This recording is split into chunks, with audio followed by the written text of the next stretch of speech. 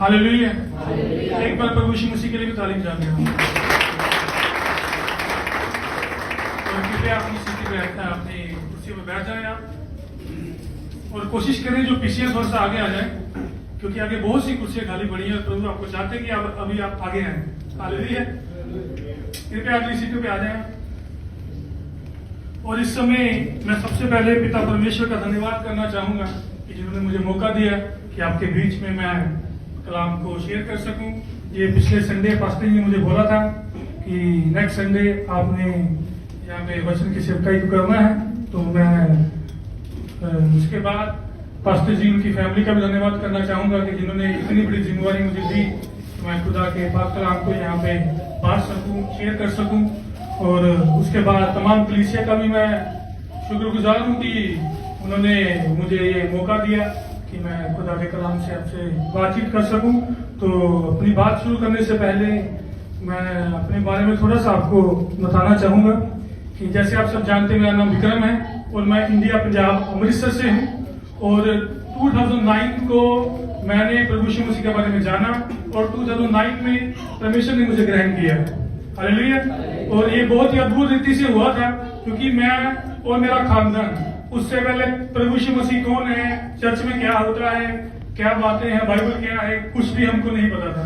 और एक खुदा का आप एक एंजल कह लीजिए या खुदा का एक मैसेंजर, एक खुदा का दास उस समय, अब तो बहुत बड़ी कलीसिया है उनके पंजाब में, तो आप सब कई लोग उनको जानते हैं, फेसबुक या फ्रेंड भी है उनके साथ में।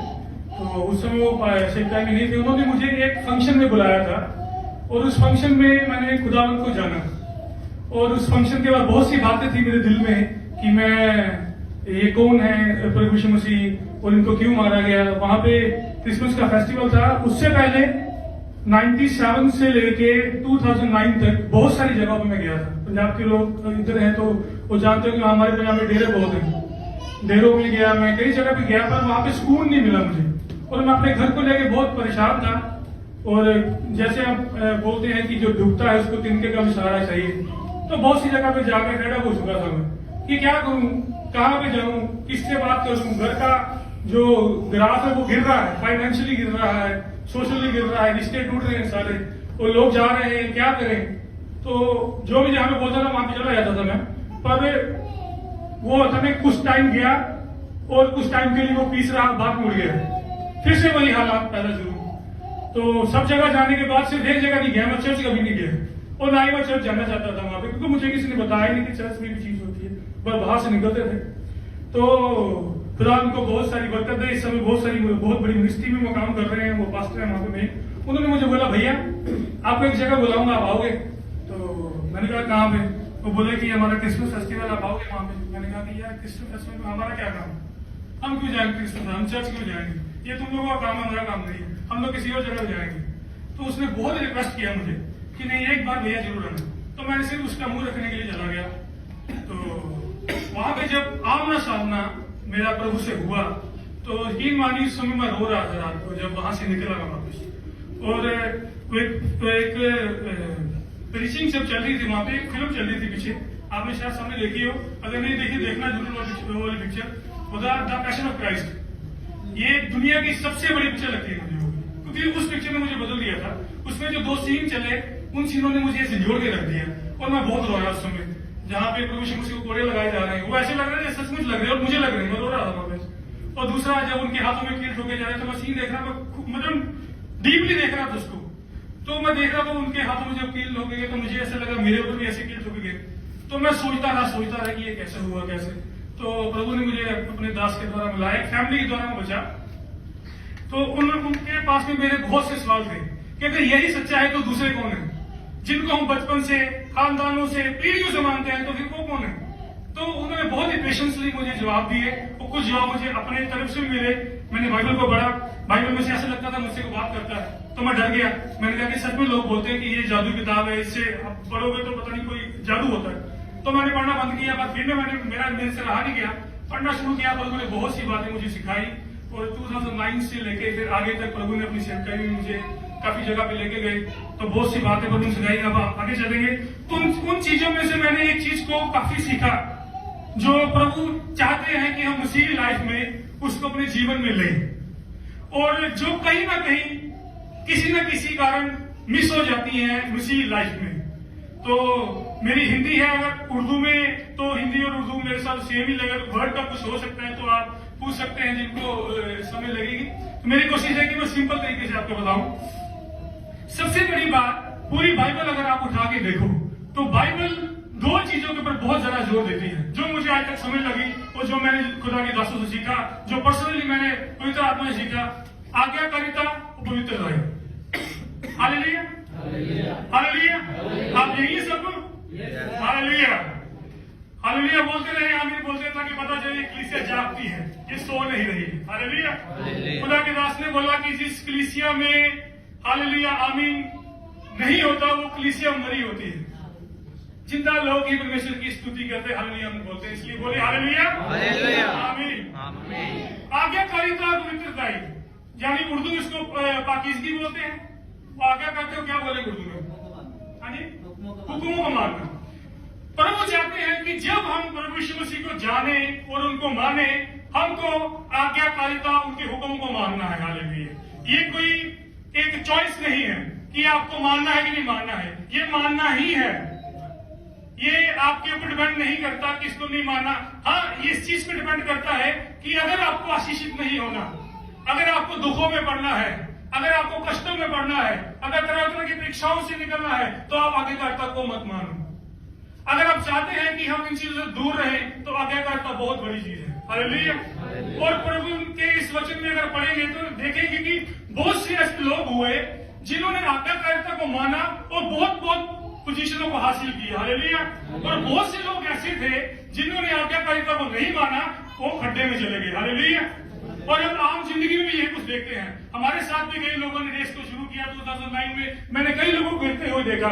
स्टार्टिंग में बहुत अच्छे थे, पर जब परीक्षाएं आई, कई ऐसी चीजें जहाँ पे आज्ञाकारिता को लोगों तक पहुंचाना था, वो उसमें स्टेबल ही नहीं रहे। हालेलुया।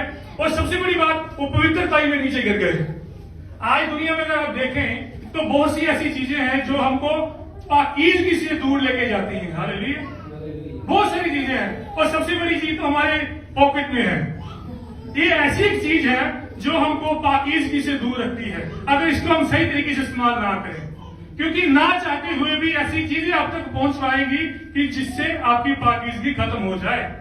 तो इन चीजों में अगर हम देखें तो मुझे बाइबल की कुछ ऐसी क्या बोलूं उनको कैरेक्टर्स का मुझे अध्ययन करने का मिला, मुझे पढ़ने को मिला कि अगर उनके कैरेक्टर को हम देख लें और उनके अच्छे तरीके से समझ लें तो हमको पता चलेगा कि आज्ञाकारिता और पाकीज़गी ये हमको कहां तक लेके जाती है, और अगर हम खुदा के हुक्म को नहीं मानते तो वो हमको कहां तक लेके जाती है। हालेलुया। उसके लिए हम जल्दी से खोलेंगे। मैं अपनी उस कैरेक्टर तक पहुंचने से पहले मैं चाहूंगा कि आप एक वर्ष को मेरे साथ खोल लें, ताकि अच्छे से उसको हम पढ़ सके और पता चल सके कि उसके बारे में क्या है। सबसे पहले तो मैं इस बात पे बोलना चाहूंगा कि आज्ञा मानना क्या है। एक हुक्म, मान लीजिए आप मेरा बेटा 9 साल का है, अगर वो मेरी आज्ञा नहीं मानेगा तो मुझसे कुछ हासिल नहीं कर पाएगा वो जिंदगी। ऐसे ही आपके भी बच्चे होंगे, हम भी किसी के बच्चे थे, हम किसी के बच्चे हैं, जाके किसी के हम माँ बाप बनेंगे जहां माँ बाप हैं। अगर मेरे बच्चे, अगर आपके बच्चे आपकी आज्ञा के हुक्म को नहीं मानेंगे तो आपसे क्या हासिल करेंगे? वो कुछ भी नहीं करेंगे। हमने कई अखबारों में पढ़ा कि न्यूज में सुना है हमने कि ये मेरे कहने सुनने से बाहर है, और इसको मैं अपनी जायदाद से, अपनी प्रॉपर्टी से क्या करता हूं? बेदखल करता हूं। वो कोई माँ बाप नहीं चाहेगा कि उसका बच्चा उसकी प्रॉपर्टी से, उसके खान पान से, उसके घर से उसको बेदखल करना पड़े। कोई नहीं चाहेगा। कोई चाहेगा? मुझे कोई हेल्प चाहेगा?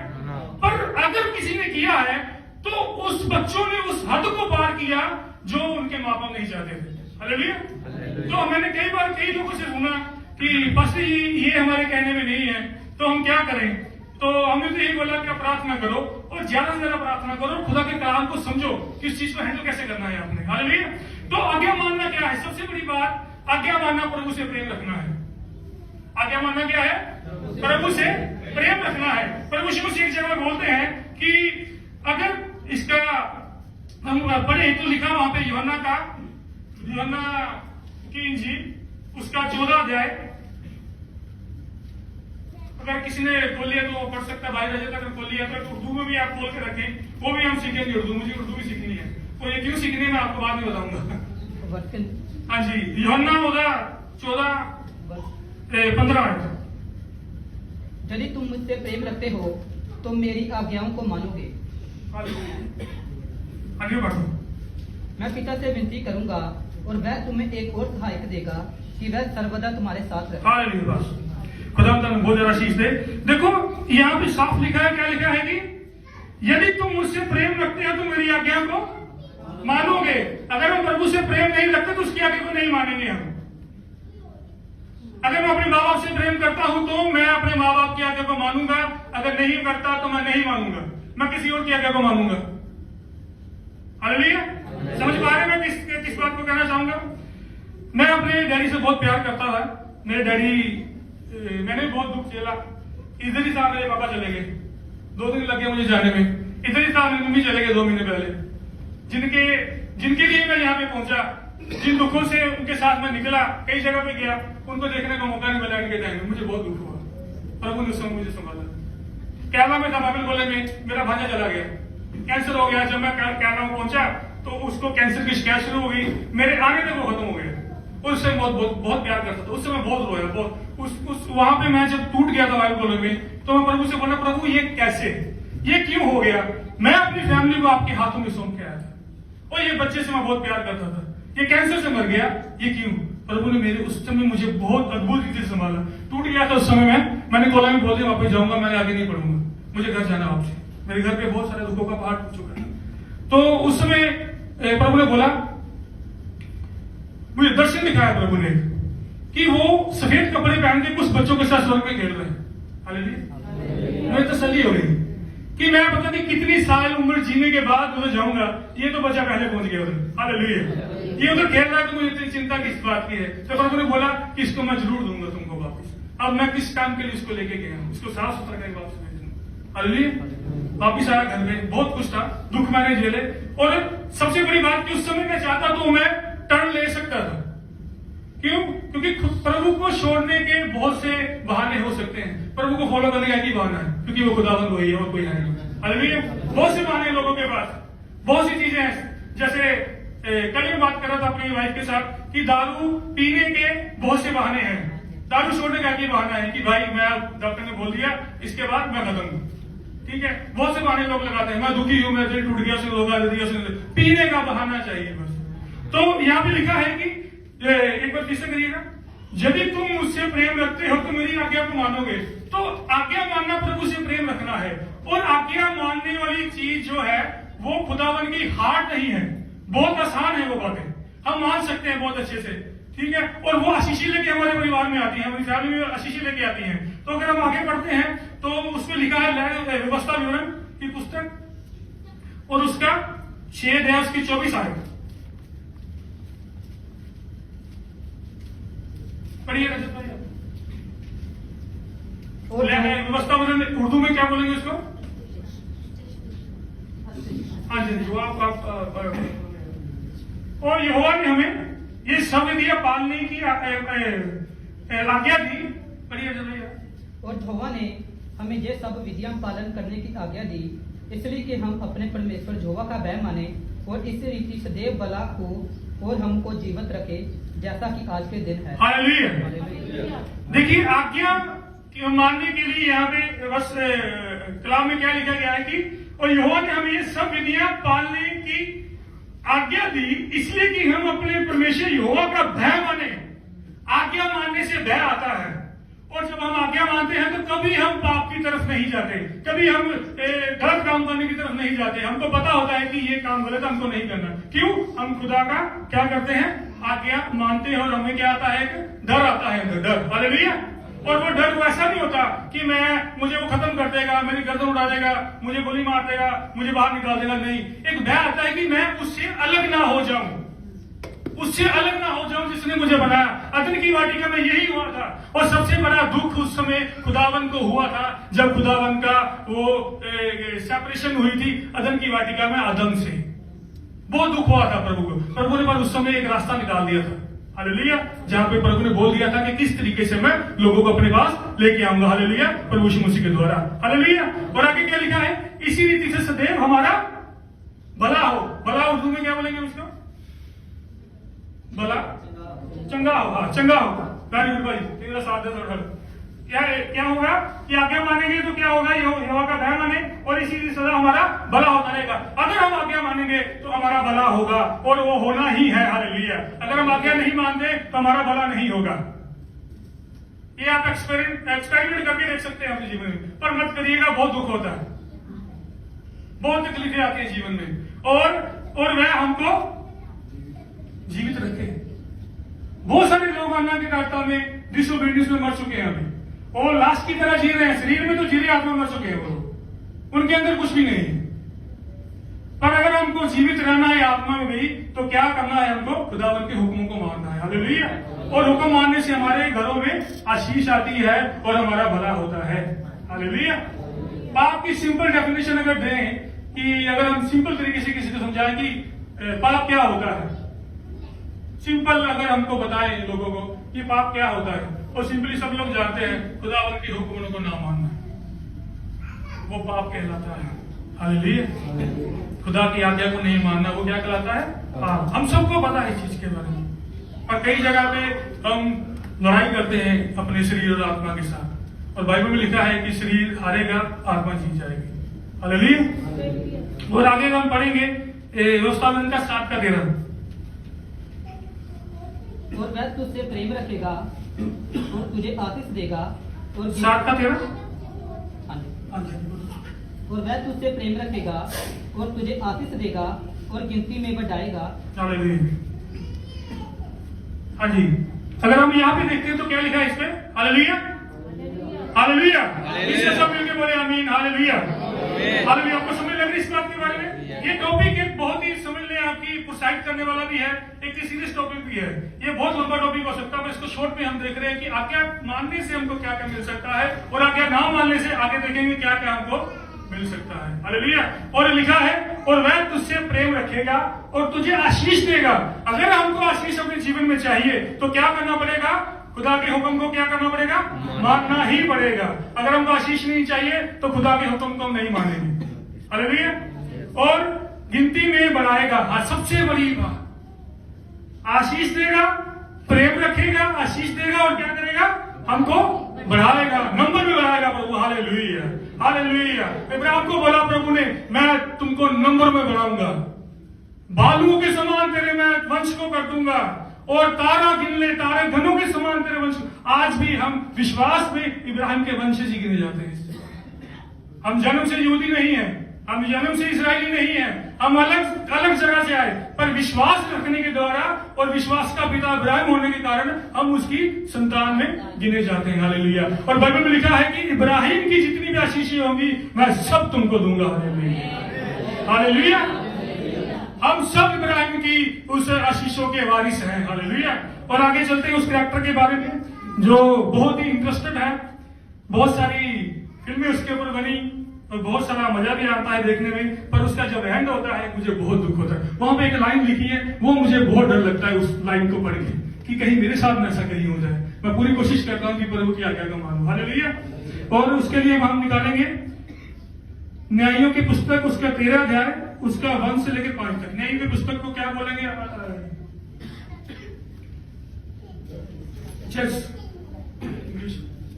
तो अगर आपने निकाली तो उर्दू में पढ़ते हैं, अगर किसी ने निकाली है तो आप बता सकते हैं उर्दू में।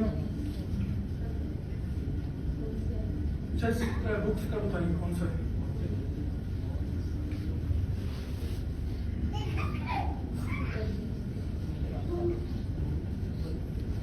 सातवीं पुस्तक निकाल लें आप, उर्दू में 7वीं पुस्तक है पुराने नियम की, ओल्ड टेस्टामेंट में वो 7वीं पुस्तक है। यहाँ पे आपको एक स्टोरी मिलेगी, बहुत अच्छी स्टोरी है, तो उसका एंड बहुत दर्दनाक, बहुत दर्दनाक।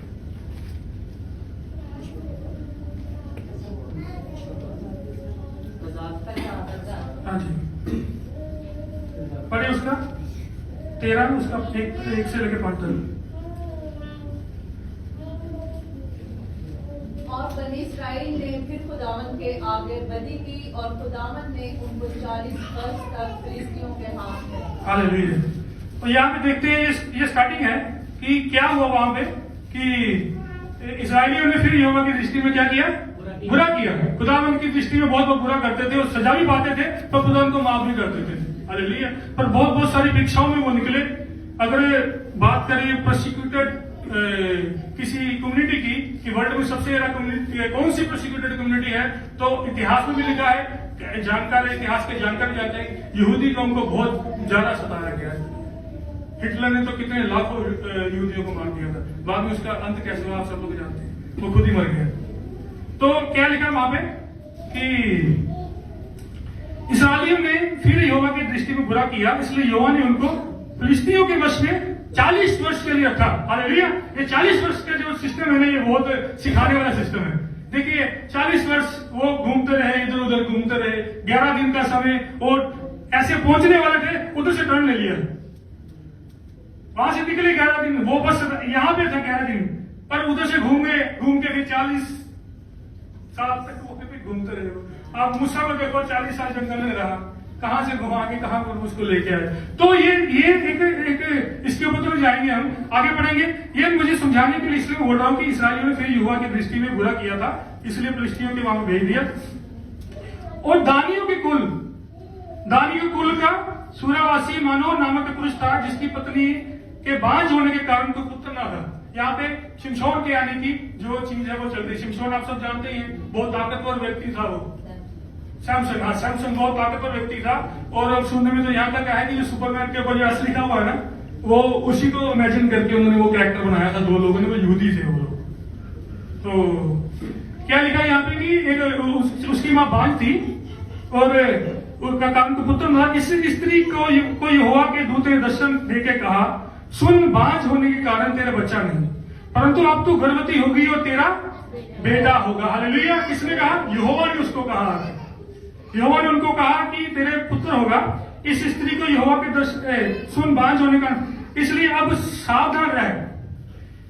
जब प्रभु आपको कोई भी चीज ऐसी बोलेंगे, किसी बात को लेके आपको बताएंगे, तो वो आपको अलर्ट भी करेंगे, सावधान रहना है आपको। कुछ वो चीजें बताएंगे जिसको हमने आगे देखना है। क्या लिखा है कि इसलिए अब सावधान रहे कि ना तो दाखमधु या किसी भांति की मदिरा, और अगर उर्दू में पढ़ते हैं एक बार, ये तीसरा जैसे 4 से पढ़े आप।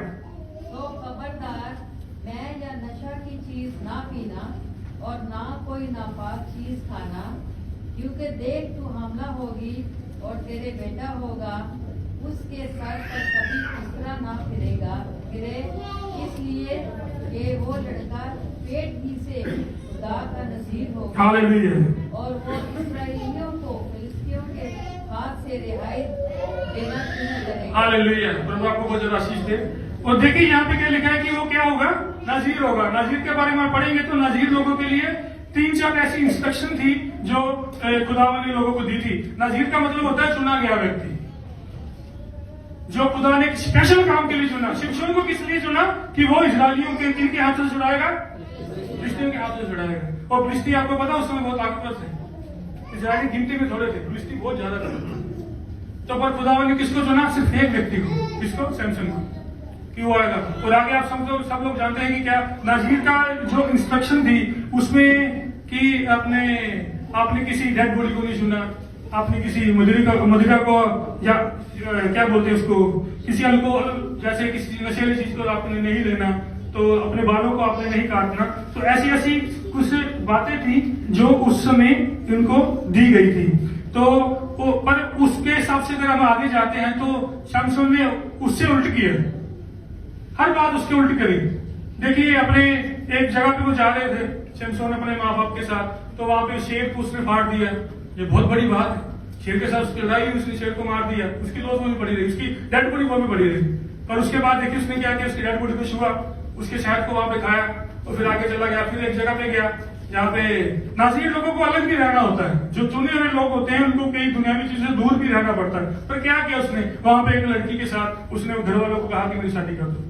पर आगे वहां पे लिखा है कि वो प्रभु की तरफ से था ये वाली चीजें, क्योंकि कुछ प्रभु फिलिस्तियों को कुछ सिखा के उनको कुछ बताना चाहते थे कि वही खुदावंद है। हालेलुया। तो अगर अगली कहानी में जाएंगे तो पूरा तो हम नहीं पढ़ेंगे। तो वहां पे उसने देखा कि उसने उस लड़की की वजह से उसने बहुत गलत काम किया, उसके प्यार में पड़ गया वहां पे वो, ठीक है, सुना हुआ व्यक्ति, प्रभु का एक दास कह सकते हैं हम, बहुत ताकतवर व्यक्ति, ठीक है, जो शेर को फाड़ के फेंक देता था, लोग डरते थे। और एक जगह पे लिखा है कि हड्डी जो थी, गधे की हड्डी, एक हड्डी से 1000 लोगों को मार दिया।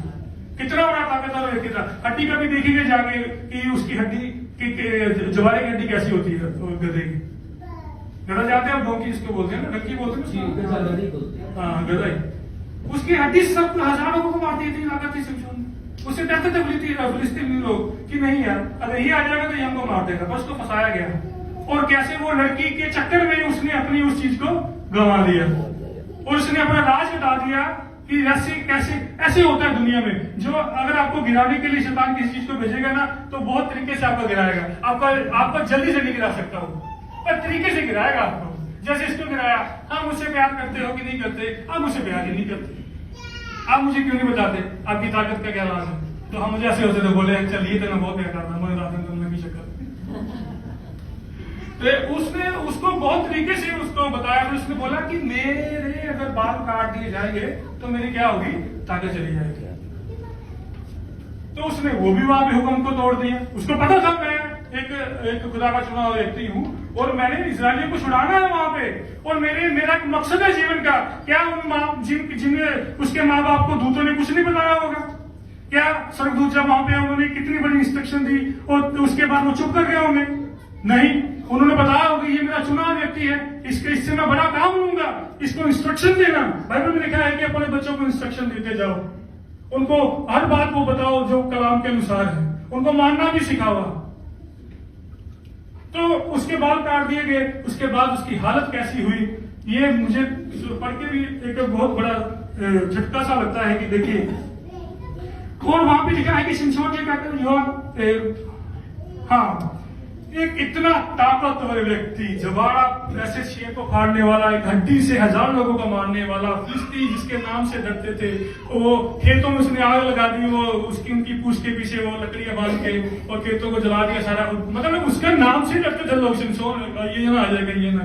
तो उसके बाद उसकी एक अन्याय क्या करता, एक हुक्म उसने जो खुदा का नहीं माना। उसमें तो बहुत से थे, हम 2-3 हमने देखे कि मैं पर एक क्यों बोल रहा हूं कि उसने खुदा के हुक्म को तोड़ दिया और बाद में वो तमाशा बन गया वहां पे फिलिस्तीनियों में, डांस कर रहा है वहां पे वो। यहाँ पे क्या लिखा है कि उसकी न्यायों की पुस्तक 16 अध्याय उसके 25 आयत में लिखा है, जब उनका मन मगन हो गया तब उन्होंने कहा शिमशोन को बुलवा लो कि वह हमारे लिए क्या करे, तमाशा करे।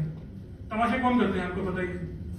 किसको उसको बुला के लेके आओ, हमारे तमाशा करे, हम मजा करें, देखें उसको।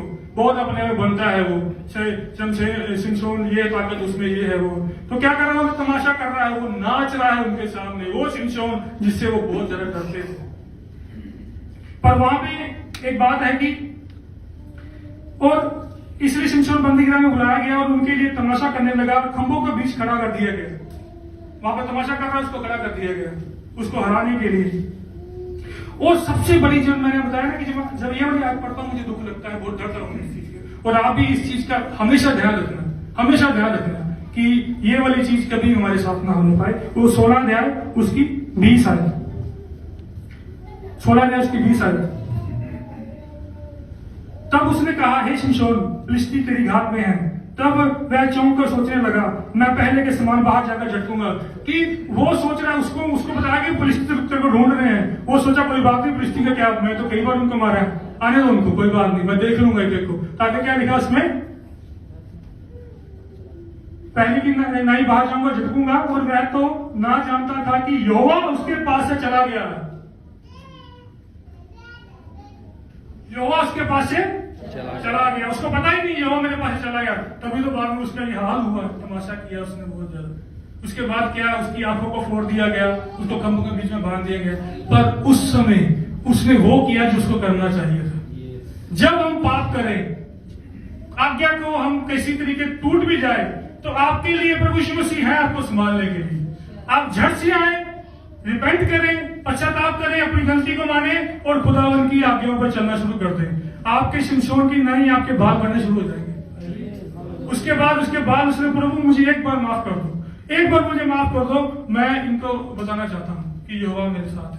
तो वो उसके फिर से वो बाल बढ़ने शुरू हो गए। तो उसको देखिए उसने क्या किया, वहां पे कितने 600-700 लोग थे मेरे हिसाब से वहां पे। उसने खंभों को तोड़ा और पूरी की पूरी बिल्डिंग उनके ऊपर गिर गई और बीच में शिमशोन मर गया और फिलिस्तीन मर गया। ये था एक अच्छी शुरुआत उसकी हुई, प्रभु के द्वारा वो चुना गया, पर अपनी हरकतों के कारण, खुदा के हुक्म होने के कारण उसका अंत कैसे हुआ। और दूसरा अगर कैरेक्टर हम देखें, सिर्फ हमारे पास 5 मिनट ही है डॉक्टर साहब, तो उसको तो मैं आपके सामने रखना चाहूंगा कि सब जानते हैं यूसुफ के बारे में। यूसुफ एक ऐसा कैरेक्टर है जिसके सामने बहुत सी हुक्म को तोड़ने वाली बातें हुई उसके सामने, पर खुदा ने उसको खड्डे से निकाल के दुनिया का सेकंड सबसे ताकतवर व्यक्ति बना दिया। राजा के बाद सिर्फ उसकी चलती थी, पर वो कहां से निकला था? बाइबल में लिखा है उसको उसके भाइयों ने खड्डे में फेंक दिया था मार के। क्यों? क्योंकि वो उसको बोलता था कि ऐसे अगर मैंने सपन देखा है और सब लोग झुक रहे हैं उस कोपल के सामने, तो बोले कि हम तेरे सामने क्यों झुकेंगे, तू कौन है हमको झुकाने वाला। और वो खुदाबंद की तरफ से उसको सौंपन में उसको दर्शन में देखा और उस समय देखो उस खड्डे में डाल दिया। और लिखा है वो बहुत सुंदर था, बहुत ही सुंदर, और उसके ऊपर खुदा का बहुत अच्छा तेज था उसके ऊपर। तो फिर वो उसको लेके चले गए, वो मिस्र में उसको भेज दिया गया। तो सबसे बड़ी बात देखिए, वो जेल में भी था, तो वहां पर भी खुदाबंद उसको इस्तेमाल कर रहे थे। हालेलुया। क्योंकि उसको पता था कि खुदाबंद का भय मैं मानने वाला व्यक्ति हूं, मैं पाप कभी नहीं कर सकता। तो वहां पे अगर देखते हैं तो क्या हुआ कि बहुत सारी बातें एंड में होगा कि जिस जगह पे वो काम करता था वहां की उसकी जो क्या बोलेंगे मेन साहब होते हैं उसके, वहां पे जो उसकी जो वाइफ थी, उसके मालिक की जो वाइफ थी, उसके ऊपर बहुत गलत सोच रखती थी वो। पर आप अगर बाइबल पढ़ते हैं तो यूसुफ ऐसा निकला कि उसने अपने कपड़ों की परवाह नहीं करी और वहां से वो बिना कपड़ों के भाग गया। उसको था कि मैं यहोवा के अगेंस्ट नहीं जा सकता, ये वाली शारीरिक जो बेइज्जती है बाहर जाकर मैं सह लूंगा, पर ये अंदर वाली जो मेरी अन्य का हुक्म तोड़ने वाली जो बेइज्जती खुदा के सामने होगी, वो मैं कभी सह नहीं सकता। आज भी कुछ लोग हैं सोचते हैं हमको किसी ने नहीं देखा, मोबाइल पे देखते हैं बहुत सारी चीजों को। अगर 100 बंदों को मोबाइल चेक किया जाए, 90 ऐसी चीजें मिलेंगी 90 लोगों के बीच में कि जो सोच से ही परे होंगी, दिमाग घुमा देती है वो वाली चीज। कोई इंसान आपको अगर नहीं देख रहा, एक है जो आपको हर हमेशा आपके ऊपर निगाह रहती है उसकी, वो अंधा नहीं है। ये दीवारें उसको देखने में कोई तकलीफ नहीं दे सकती, वो हर जगह देख सकते हैं। तो वहां से वो भाग गया। उसके बाद देखिए वो कैसे वहां पे राजा बन गया। ये थी उसकी आज्ञाकारिता। हुक्म मानने से वो कहां पहुंचा और ना हुक्म मानने वाला कहां से कहां पहुंच गया। तो मेरे प्रियो एक ही बात मैं बोलना चाहूंगा कि आज्ञाकारिता हमेशा हमारे जीवन में आशीष लेके आती है, और हुक्म ना मानने से हमारे जीवन में श्राप आता है, और खुदा के पीछे ना चलने से, उसकी बातों को ना मानने से हम तरह तरह के कष्टों में पड़ जाते हैं। आज अपने जीवन को आप जांच के देखें, अगर किसी भी स्ट्रगल में आप हैं, किसी भी दुख में हैं, किसी भी तकलीफ में हैं, तो आप खुदा से बोले, प्रभु हमको बताएं कि हम आपके हुक्म के अनुसार अपने जीवन को जी रहे हैं कि नहीं जी रहे। आपको आपका आंसर मिलना शुरू हो जाएगा। अपने मोबाइलों को चेक करें, अपने आसपास के लोगों को चेक करें कि वो कैसी बातें बोल रहे हैं, कैसे वो सुन रहे हैं, कैसे वो देख रहे हैं। हम उनके जैसे नहीं हैं। खुदावन ने अपना लहू देके प्रभु यीशु मसीह को पाक किया। हालेलुया। तो इसलिए मेरे इस मैसेज के द्वारा खुदावन मुझे भी ये मैसेज दे रहे हैं और आप सबको भी ये मैसेज दे रहे हैं कि आए हम परमेश्वर की आज्ञा में चले और ये 2 कैरेक्टरों को सामने रख के चले हैं। तो खुदा आप सबको बहुत ज्यादा आशीष दे, खुदा आपको बहुत सारी बरकत दे, खुदावन आपके हर एक काम को करे। और मैं चाहूंगा अगला समय डॉक्टर साहब ने तालियां बजाएं, खुदावन के हजूर में तालियां बजाएं, खुदावन का शुक्र करते इस कलाम के लिए।